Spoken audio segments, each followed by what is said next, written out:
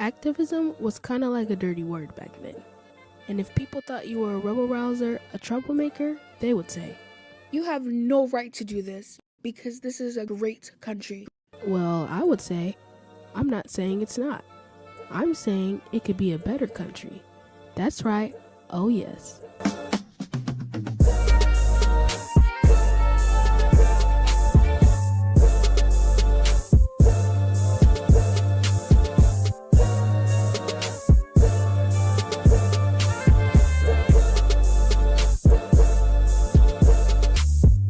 I was born in Baton Rouge, Louisiana, and my father and mother divorced when I was 4 years old.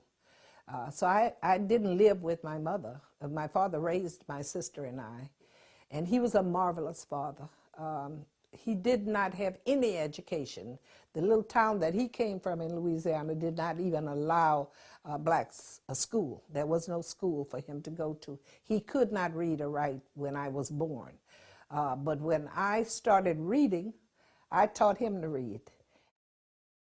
I grew up at a time when blacks were denied everything, you know? We had the poorest streets, the poorest houses, the poorest everything, and everything was segregated.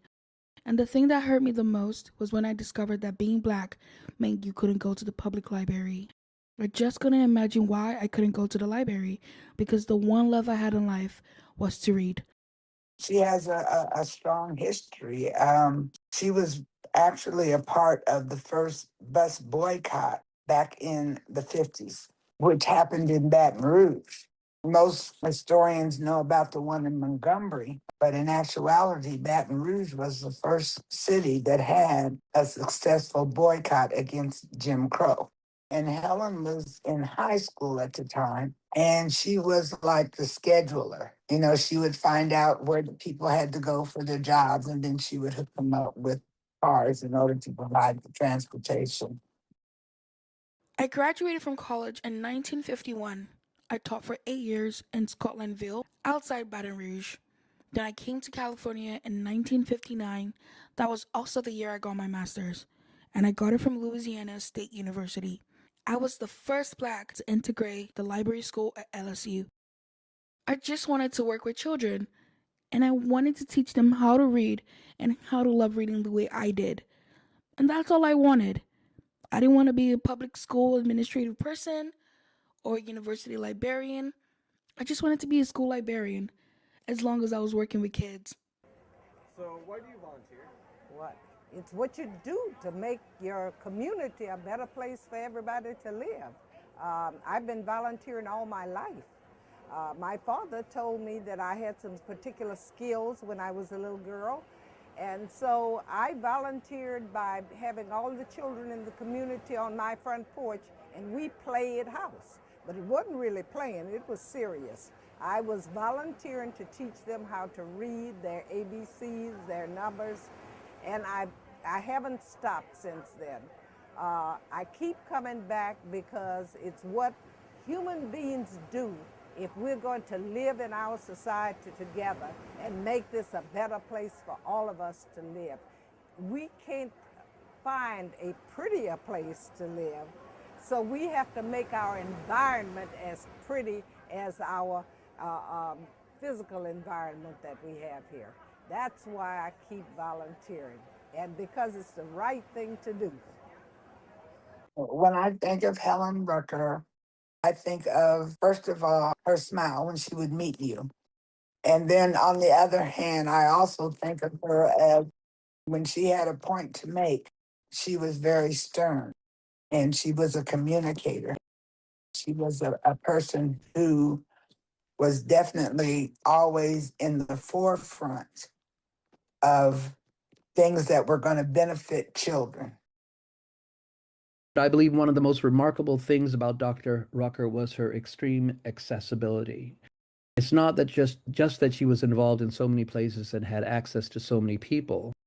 It's that she gave access to so many people. I happen to know for a fact that I'm only one of scores of local activists who were either put on the path of activism or strengthened in the effectiveness and reach of their activism by Helen Rucker. Dr. Rucker's effectiveness and impact were broader than the output of any single human being, including her own. Yes, her singular achievements were remarkable, and she must be viewed as one of the great women of local history. But at her core, Dr. Rucker believed in and worked through community and community organizations. Even her championing of voting was about empowering individuals to become participatory citizens on behalf of their communities. Her philanthropy, particularly towards the underprivileged, the education of children and college students, and uplifting the Black community, should all be seen in that light. Dr. Rucker was a master of getting things done. She could lead, she could roll up her sleeves and do it on her own, she could inspire others, and she most definitely could call people up and give them marching orders. So despite her local celebrity status and all of her work, she never made it about herself. It was always about the community, getting things done for the community. And that is exactly how she would want us to redirect our tributes to her, by asking, by expecting, by demanding that we do the same.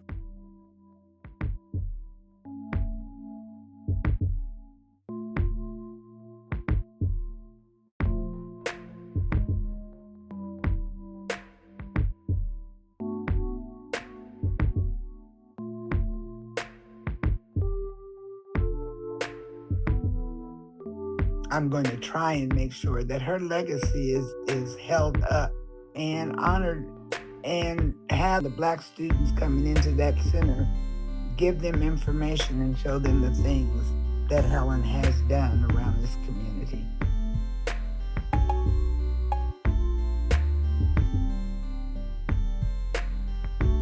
I want her legacy to be remembered here, because at one point, Seaside was basically a majority Black city.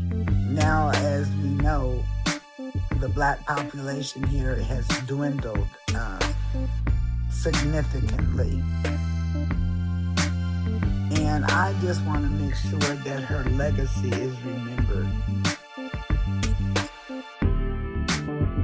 So I want that name of Helen Rucker to shine in this community and never leave.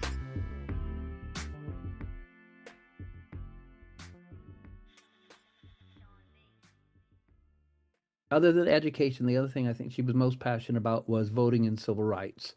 So she served on scores, really, of boards and organizations. When I first met her, she was running the Voter Education Center in Seaside. She would say, my people, Black people, died for us to have the right to vote. This was something she was extremely passionate about.